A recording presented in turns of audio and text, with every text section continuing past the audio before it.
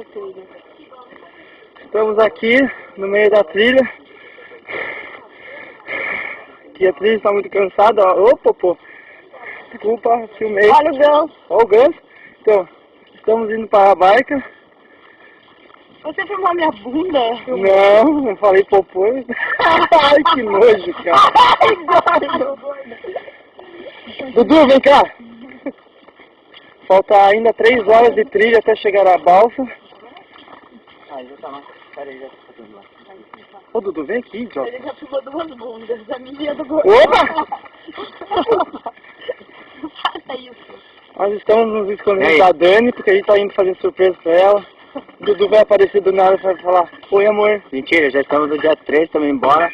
Ela já tá aqui, já tá com de saco cheio de mim. De saco cheio. Fala ali, ó.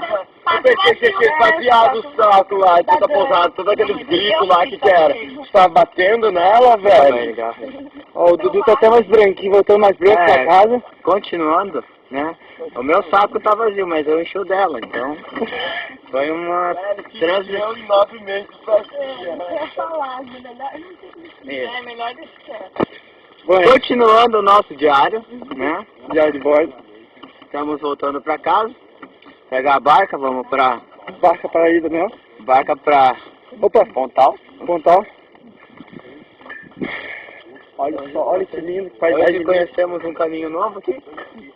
Um caminho que a gente não conhecia e mesmo que a gente volte aqui, a gente não vai puxar essa coisa que é igual aos outros.